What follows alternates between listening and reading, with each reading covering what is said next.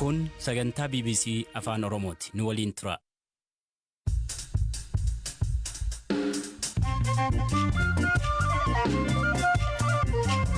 Biyyoya Maleeyoya dhaggeeffattoota raadiyoo BBC Afaan Oromoo nu dhiyaadha bakka nu dhaggeeffachuu jirtan cufaatti sagantaan keenya am jalqaba.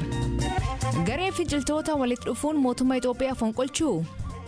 Akka ilaalcha keenyaatti biyyi kuni nagaan argatu otuu mootummaan Abiy aangoo irratti jiru. Kanaaf jecha achirraa bu'uunsa dirqamadha. Waan kaanigaa mariitiin.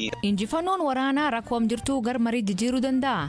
To threaten Addis would be a monumental effort. TPLF Finfinnee sodaachisuun carraaqqii guddaadha. Kun garuu Afgaanistaan miti. Kan Taalibaan dhukaasa tokko osoo hin dhukaasin magaala hunda to'ate.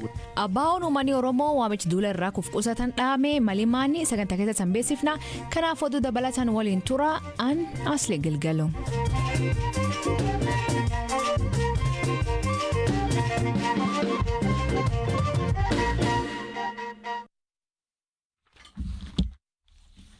Dhaggeeffattoonni oduutiin jalqabaanii Abboot TPLF fi Wobooni dabalatee garee finciltoota 9 mootummaa Itoophiyaa kuffisuun mootummaa ce'umsaa ijaaruu fi qindoomina uumuu akka jiran beeksisan. Qindoomni humnoota siyaasaa kun adda tokkummaa humnoota federaalistii fi konfederaalistii Itoophiyaa kan jedhamu himan. Dhimma kana irratti BBC fi akka kennan ministeerri deetaa ministeerri tajaajila kominikeeshinii mootummaa obbo Kabada Deessisaa qindoomni garee kanaan iji godhatu kunneen humnoota siyaasaa baay'ee dadhaboo jechuun qeeqan. Waraanni waggaa dabree humnoota mootummaa federaalaa fi TPLF jidduutti eegalee amma humnoota hedduu dabalachuun yaaddessa ta'uu dhaabbileen idil addunyaa ibsan. Amma yoo itaana dubbii hima woboo abooda tarbii dubbis. Galmisa mootummaa ce'umsaa akka hundeeffamu akka precursor keessa jedhamu walta'iinsi kun. So gara boodaa akka disparate group jedhameen dhiifamne akka ilaalcha hawaasa idil addunyaa kanarratti akka precursor akka ta'uufidha walta'iinsi kun. Meeqa taatanii walii galtan? Ammaatti qaama sagaliitii hirmaatee jira. Garuu gara fuulduraatti dhimma dabalaqa. Walitti dhufuun keessan bulchiinsa ministeera muummee Abiy Ahmed aangoo irraa fonqolchuuf akka ta'in dhaga'e akkasii. Akka ilaalcha keenyaatti biyyi kuni nagaan argatu otuu mootummaan Abiy aangoo irratti jiru. Kanaaf jecha achirraa bu'uunsa dirqamadha. Waan kaanigaa mariitiin furmaata argata. Garuu aangoo irraa fonqolchuu ni dandeenya jettanii yaaddu humnoonni amma waltaatan kun? Akka amma fakkaachuu miti gara sanatti deemaa jira. Wanti qabatamaan lafarra jiru.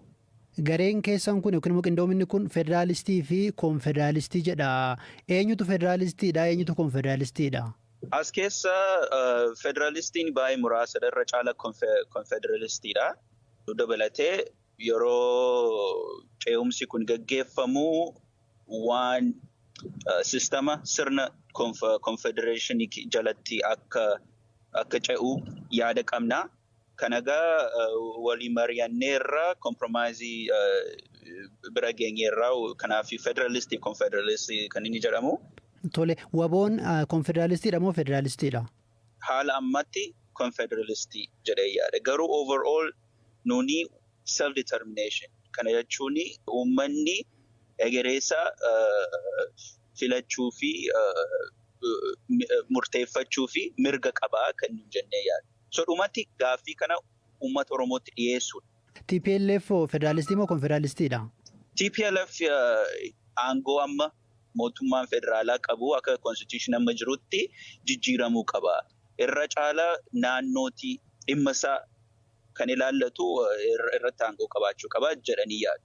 Gabaabumatti short term federalist, long term confederalist jechuu danda'a.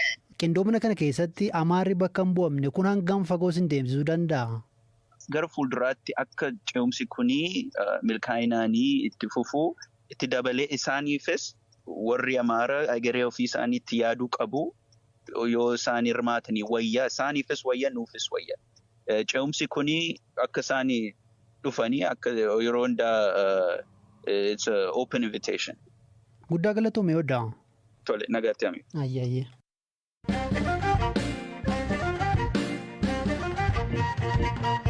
Itoophiyaatti ambaasadaarii Ameerikaa duraanii Tiboor Naaji humnoonni idil addunyaa ga'ee daldalaa meeshaalee waraana qabaniin waraana Itoophiyaa keessa jiru dhaabsisuu danda'anii jedhe.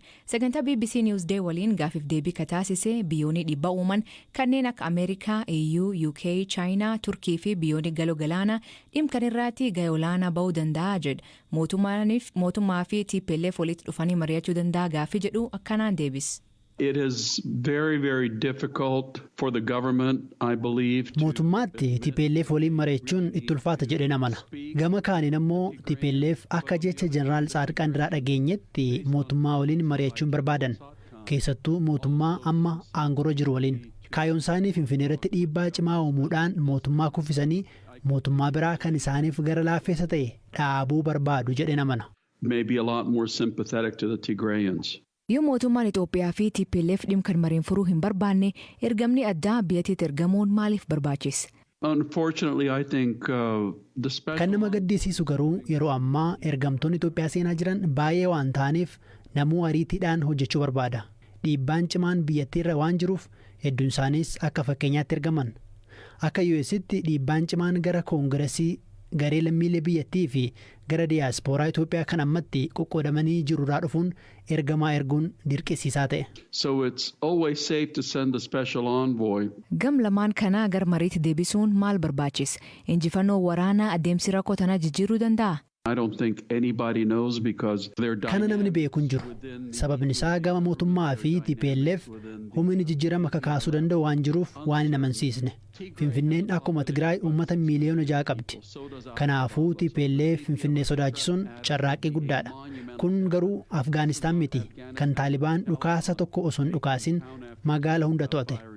Jarri TPLF amma naannoowwan jibba isaanii qaban keessa socho'aa jiru. Finfinneetti akka diinaatti ilaalamu. Gargaarsa waraanni bilisummaa Oromoon isaaniif kennuu danda'u hin amansiisu.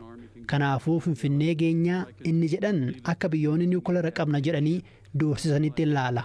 Garuu yeroo ta'e tokkotti gami lamaanuu furmaati akka argamu waraana dhaabanii jireenyi Tigraay fi Itoophiyaa gara fuulduraatti maal ta'uu qabu kan jedhu irratti mariin akka barbaachisu hubachuu qabu. Discussing the future of Tigray, the future of the Ethiopian state itself. Amanamummaan mootummaa Itoophiyaa balaa irbu'ee jira. I believe not because Lakki akkas jedhee hin amanu. Maaliif yoo jette akkuma isin dura jechaa ture Itoophiyaa fi Yugoslaaviyaa wal fakkeessuun sirrii miti. Yugoslaaviyaan biyya erga waraana addunyaa lammaffaa booda walitti dhuftedha. Itoophiyaan garuu biyya seenaa waggaa 2000 ol qabdudha. Gosti hedduun keessa jiraatus hundi isaanii biyya isaanii ni jaalatu. Kanaaf Itoophiyaan kufuu hin dandeessu. Garuu waraanni kun gara sabaatti nama qoqqoodaa jira. is definitely putting fractures and fissures into the state along ethnic lines.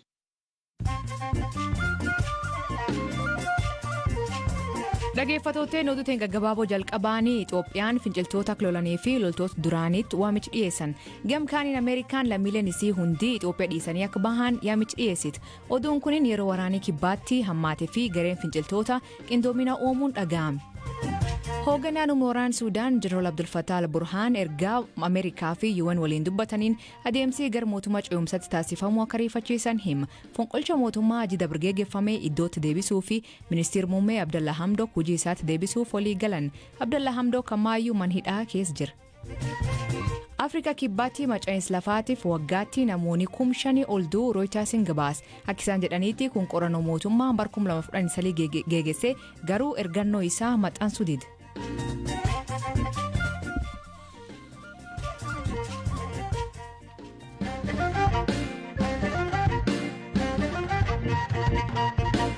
Bulchiinsa lammii Waghimraatti namoonni baay'een sababa beelaaf du'aa jiraachuu naannichirraa jiraatonni fi qondaloonni mootummaa garba hirdarii dhufan BBC'tti himan. Godini Waghimraa naannoo Amaaraa keessatti argamu bakkeewwan lolii tammaatii fi to'annoo finciltoota Tigraay jala jira. Jiraatan godinichaa yeroo ammaa baqatee bahirdaar jiru rakkoo jiru akkanaan hima. ወራብማ በጣም ነው የተከሰተው ሰው አሁን እንዳለ የተፈናቀለ እየመጣ ነው ያለው Beelii dhalateera. Namni buqqee gara bahardaa dhufaa jira. Adoolessa bultii sagalee galee beelli mul'ataa ture. Hawaasni tokko tokkoof liqeessaa jiraataa ture. wanti addana deeggarsa arganna jedhanii dhufanii fi wanti asitti dhufanii argan gargari. Gargaarsi gahaas hin jiru. Erga dhufnee deeggarsa homaan arganne. የተወሰነ ስለነበረ ነው እንጂ ከመጣን ጀምሮ ምንም አይነት እርዳታ አላገኘንም። Bulchiisatti itti aanaa bulchaa akka taa'e obbo Tasfaayee Gabree jiraatonni naannichaa ji'oota 4 darbanii fi deeggarsa homaa kan argatin dubbata. Waggaa kana waraanni naannoo Tigraayitti jalqabee gara naannoo Amaaraa bulchiinsa waggaa himiraatti bal'atee aanolee godinichaa hedduu deeggarsa namoomaa irra cufuu himan. አደጋው ተከስቷል። ማህበረሰቡ ችግር ላይ ነው ያለው። ምክንያቱም beelli dhalateera. Hawaasni rakkoo keessa jira. Sababni gama laalibalaas ta'e gama saqooxaa deeggarsi seenuu hin jirreef hawaasni beelaan du'aa jira. Gandoota 21tu jira. Gandoota kana naannofnee mirkaneessuu qabna namni meeqa akka du'e baruuf. Garuu sababa rakkoon nageenyaa jiruun kana gochuu hin danda'amu. Dhaabbileen fayyaas hin jiran. Osooma jiraatanii tajaajila akka kennan qorichi barbaachisa. Sababa kanaan lakkoofsi namoota du'anii ni dabala. Kuni kisaaraa guddaarra nu kaa'e. Dabalataan immoo ibsaa fi tajaajilli baankii hin jiru. Hojjetaan mootummaa humna qabu bakka biraa dhaqee qarshii baafata ta'a. Haa ta'u malee garri caalu bakka jiraatan irraa socho'aa hin jiran. Jiraattonni magaalaa immoo waanuma ittiin bitanii jiraatan hin qaban. Fakkeenyaaf ashaboon kiiloon tokko birrii 100dha. Namni gaafa rakkate bishaan danfisee dhugee lubbuu ofii turfachuu yaala ta'a. Garuu qonnaan bulaan qarshii manaan bitee jiraachuun ni rakkata.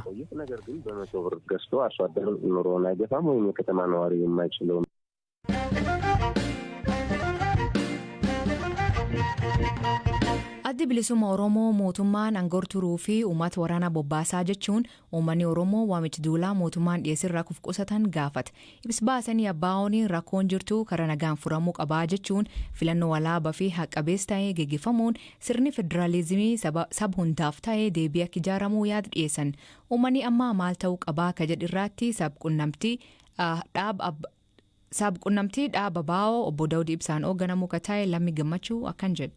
Uummanni kan ta'uu qabu qeesaa eeggachuu ammoo waraana teessuma barbaaduu kana gidduutti waraana ta'aa jiru kanaaf uummatii haala jiru kana hubatee of qusachuu akka qabuu fi of eeggachuu akka qabudha kan ibsuma sanarraatti bal'inaan Oromoon qabsoo abbaa biyyummaa isaa baroo waggoota hedduudhaaf godhaa ture qaba. Ammas ittuma jira. Kanaafuu impaayera ijaaruudhaaf yookaan jabeessuudhaaf wanti adeemamu kamuu irraa akka of qusachuu qabudha. Kan sana keessatti caqasni jechuufan. Ibsum kan keessatti wanti biraa kan isan ibsitanii humnoonni TPLF naannoo Oromiyaa keessaatti gaafatanii garuu akkuma beekamu woboon amma TPLF waliin ta'uun lolaa jiranii taaleen Finfinnee takka qajeelan ibsanii turanii isaan haseenan jechuu keessanii. Nuti waliigaltee isaanii hin morminellee waliigaltee isaan godhan kan nuti walta'iinsa isaanii irraa waan haasofnu hin qabnu. Garuu akka seera heera biyya kana keeyyataa 52tti naannoon mataa ishee dandeessee birmadummaa mataa ishee qabdi. Akkasumas akka seerota addunyaatti birmadummaa isaa ni qaba naannoon Oromiyaa. Kanaaf waraansaan hin galiinidha kan jedhu achi keessatti. Akkumaatuu beektu waggoota 27 darban kana seenaan uummata kanaa fi abuut suma beekamudha. Sanarraati uummanni ragaadha. Kanumaaf akkas jennee jechuudha. Garuu ibsa keessatti bakka hedduu woboo maqaa dhooftanii asiin dura mootummaan Abiy paatiin OLF gammaa woboo waliin jirtii jedhee isan himachaa ture. Kan hordofee durtaan dhaabbatichaa obbo Daawud Ibsaa manaatu guramee jira. Ibsi isan baastan kuniin himata mootummaa kan hin mirkaneessure. Nuti walitti dhufeenyi keenya erga akka dhaabaatti uummata kanaa fi abbootii gadaaf dabarsee hayyurreen dhaabaaf hoogganni dhaabaa kennee booda walitti dhufeenya takka akka hin qabne uummata Oromoo ragaadha sanaaf. Kanaaf kanarraa waan jennu guddoo hin qabnu jechuudha. Malee nuti waliin sana kana inni jedhamu inni ka mootummaan ittiin namoota himachuuf godhu kun waan fakkeessiidha jechuudha. Galatoom Lamii. Ulfaadhu atiis. Oduu dabalataan mootummaan Soomaaliyaa ergamaan gamtaa Afrikaa biyyattiitti guyyaa 7 keessatti biyya akka ba'u ajaja miseensa paarlaamaa Yuugaandaa akka ture Saayimoon Mulongo bu'aa adda ture.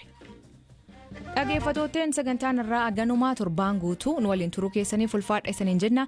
Mammaansi galgal kanaa dubbiin sobaa dheeraa jedhan hiikan isa isan biraatti maanii koomentii keessan nu beeksisa. Sagantaa kan qopheesse Ammayyuu Itaanaa gam teknikaatiin Oskar Bunga keessaniif dhiyeessan Asli Gilgalooti Agborisaatti aga torbaan dhufuu sa'aatii akkana nagaa waaqaa bulaa oraa bulaa deebanaa hangafamaan dhan bulaa.